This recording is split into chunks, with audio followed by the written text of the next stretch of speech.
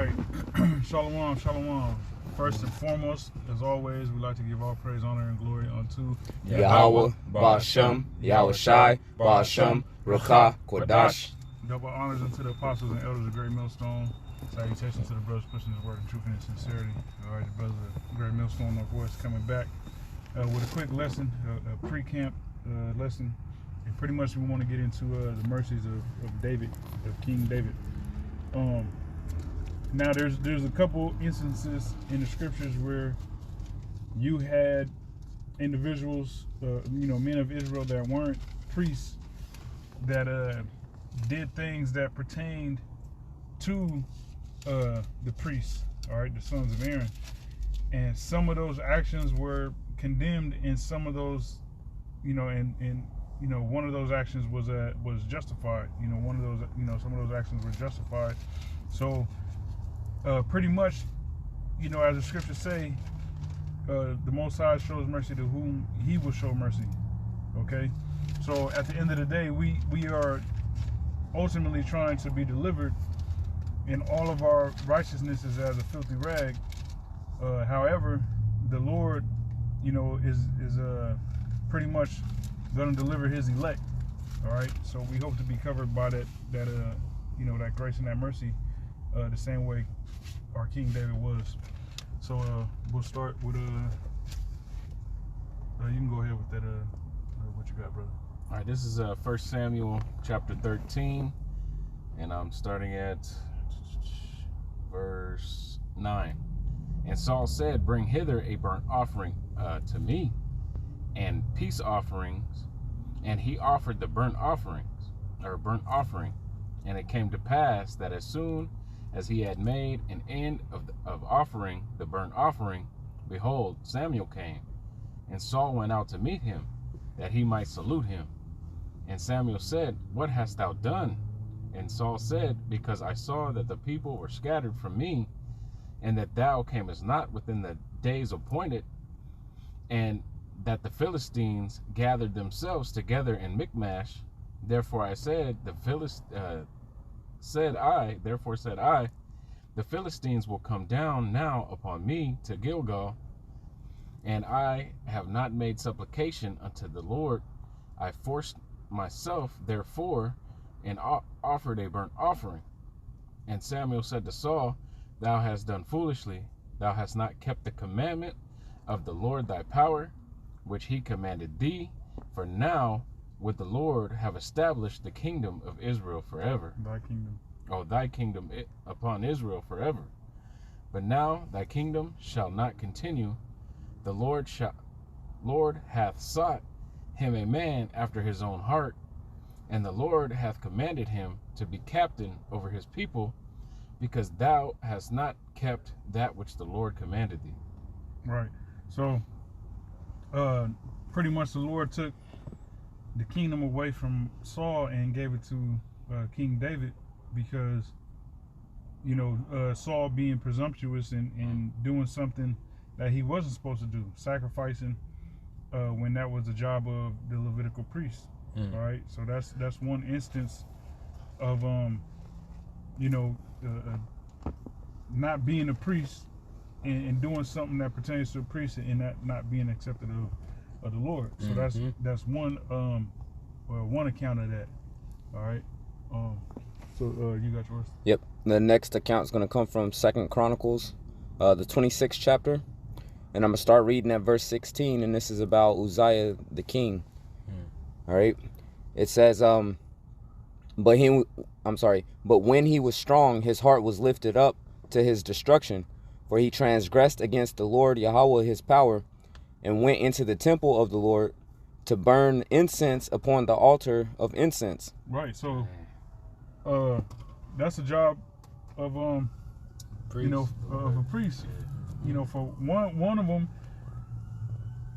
the account we read with King Saul, that was he sacrificed. That was a job of a priest, as well as in this account, lighting incense. That's the job of a priest as well. And if you want to get technical, there was a priest that touched the Ark of the Covenant. Ark of the Covenant, and the Lord put him to death because even within the priesthood, there's still order within them. Yeah. Certain things that only the chief priest can do, and the other ones can't. So even within that, there's an order. Right. Yep. When you look at how the tribe of Levi was split up, certain families had specific jobs to do within that priesthood, and it was only their family that was supposed to do it. Anybody outside of that wasn't supposed to. And only the high priest, I believe it was only once a year, could go into the holiest The of Holy of holies. Holies. Yep. Yeah, make a sacrifice for the people and for himself. And Yahweh Shai ultimately became that high priest that went into the holiest of holies to make atonement for his sins as Solomon, and then for our sins. Yeah. That's right. It was the propitiation, man, that appeasing that the Lord accepted to bring us back to him through his blood. Verse 17, it says, and Azariah the priest went in after him, and with him 80 priests of the Lord that were valiant men. And they withstood Uzziah the king, and said unto him, it appertaineth not unto thee, Uzziah, to burn incense unto the Lord, but to the priests, the sons of Aaron. Yeah, it mentioned that he had the priest. He had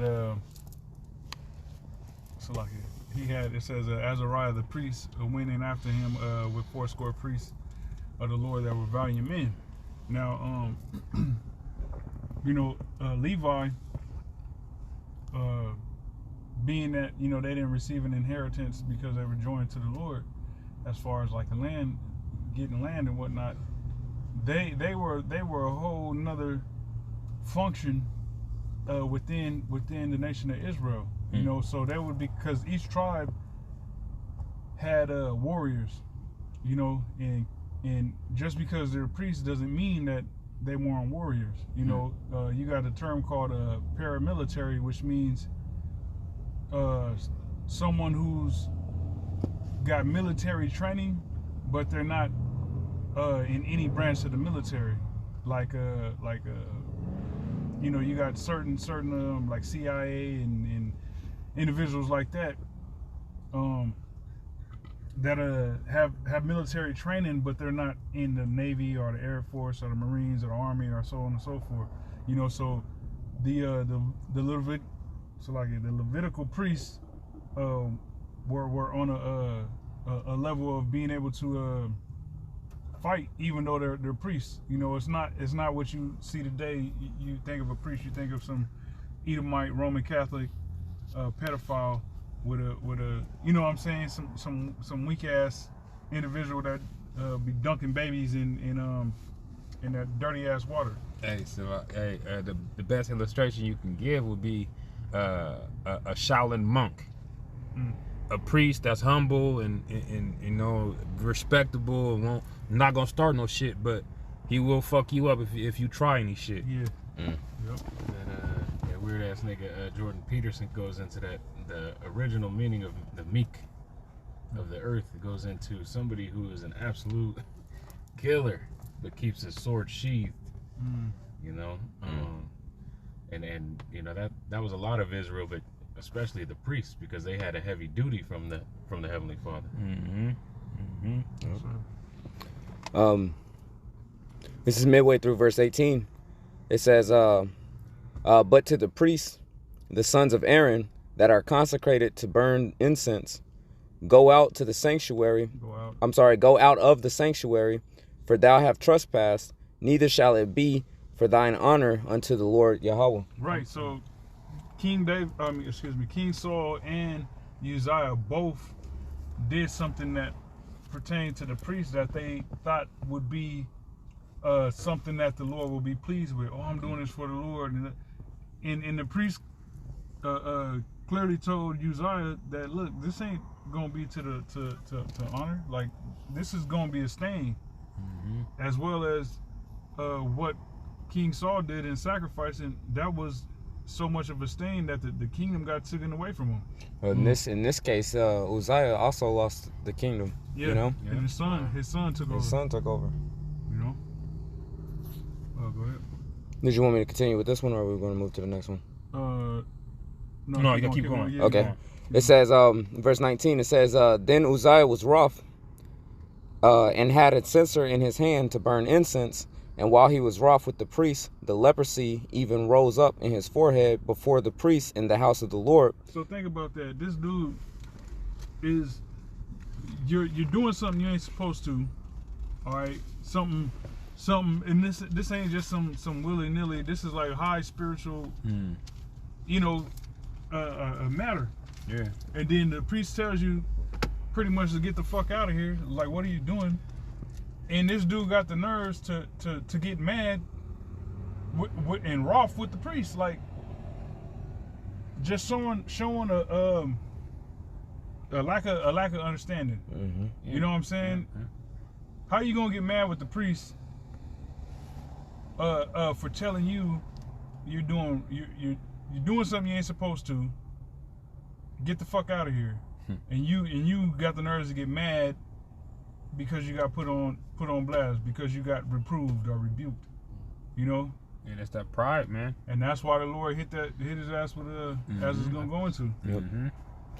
It says, from beside the incense altar, and Azariah the chief priest and all the priests looked upon him, and behold, he was leprous in his forehead, and they thrust him out from thence. Yea, himself hasted also to go out, because the Lord has smitten him. Right. And, yeah, you can keep going. Verse 21 to end it. and Uzziah the king was a leper unto the day of his death, and dwelt in a several house, being a leper, for he was cut off from the house of the Lord. And Jotham, his son, was over the king's house, judging the people of the land. Right, so the kingdom got taken from him as well. All right, so that's another account of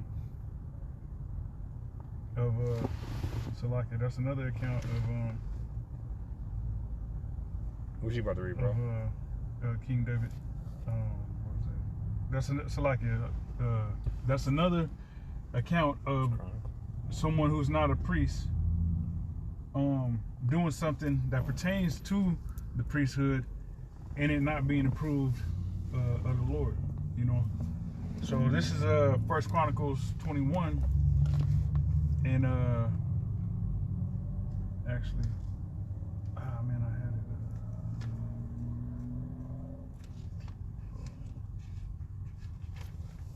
Salakia, this ain't the right chapter.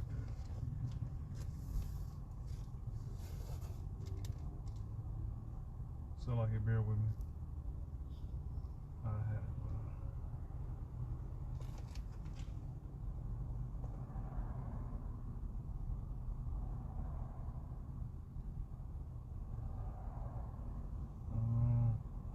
Man, what chapter is that where it goes into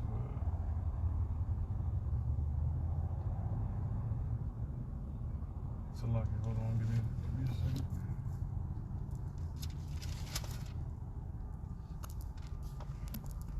First Samuel 21. All right, this is First Samuel. Oh, I'm tripping. First Samuel. Oh, so Samuel's? Yeah, I'm tripping. 21. And I'm gonna start at verse 1. 1 Samuel 21:1. It says, then came David to Nob, to Ahimelech, the priest, and Ahimelech was afraid at the meeting of David, and said unto him, why art thou alone, and no man with thee? And David said unto Ahimelech the priest, the king hath commanded me a business, and hath said unto me, let no man know anything of the business whereabout I send thee, and what I have commanded thee, and have appointed my servants to such and such a place. Now therefore, what is under thine hand, give me 5 loaves of bread in mine hand, or what there is present. Okay, so he's asking the priest for, you know, Showbread. Yeah, pretty much for the showbread. You know, I don't want to jump the gun. Verse 4 says, and the priest answered David and said, there is no common bread under mine hand, but there is hallowed bread, if the young men have kept themselves at least from women. And David answered the priest and said unto him, Of a truth, women have been kept from us about these 3 days since I came out, and the vessels of the young men are holy, and the bread is in a manner common, yea, though it were sanctified this day in a vessel. So the priest gave him hollowed bread, for there was no bread there but the showbread that was taken from before the Lord Yahweh to put hot bread in the day when it was taken away. All right, so here is David, and this is another thing. He actually had a conversation with the priest. It wasn't him just, I'm just going here and just do what the hell I want to. Mm-hmm. He actually had a conversation and he got the okay from the priest. All right, now Saul he didn't seek counsel, and Uzziah didn't seek counsel. No safety. Where there's no counsel, there's no safety. Exactly. Mm-hmm. Exactly. Ooh, it's 144 right now. Yeah, I was gonna say something. Right. So it's safety in the multitude of counselors. That's right. Okay. So that's it on that. You know, this act that King David did was actually approved of by the Lord. Now, what you have, bro? Isaiah 55:3. Yeah. This is Isaiah, chapter 55, verse 3. It says, Incline your ear and come unto me, hear, and your soul shall live, and I will make an everlasting covenant with you, even the sure mercies of David. Right. So the sure mercies of David is what we seek to receive from the Lord, man. Mm-hmm. And that comes through inclining, you know, and listening to what the Lord, you know, has to say. Like the scriptures say, set me upon the watch and I will see what I should answer when I am reproved. Mm-hmm. You know, that's you got to be receptive of the Lord's correction. You know. Mm-hmm.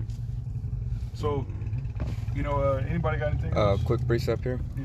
This is Romans chapter 9, verse 15 and 16. It says, For he saith to Moses, I will have mercy on whom I will have mercy, and I will have compassion on whom I will have compassion.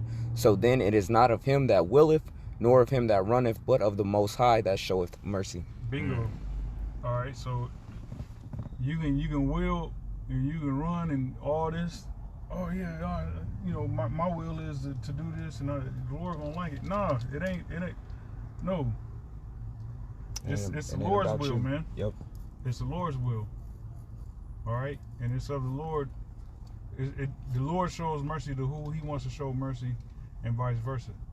Okay. The Lord's Prayer. Thy kingdom come, thy will be done. Yep. Yeah. You know? Straight up. Yep. You got something, bro? Did we get to verse 8 and 9 in Isaiah 55? No, we didn't. Can I read it real quick? Yeah. All right, this is Isaiah 55 and 8. For my thoughts are not your thoughts, neither are your ways my ways, saith Yahweh. Yep. For as the heavens are higher than the earth, so are my ways higher than your ways, and my thoughts than your thoughts. Bingo. You know, so the Lord's thoughts reign supreme. Okay. Yeah. So, bros, got anything else? Yeah. All right. So, you know, with that, we want to wrap it up. Lord willing, that was edifying. Till next time, shalom. Shalom.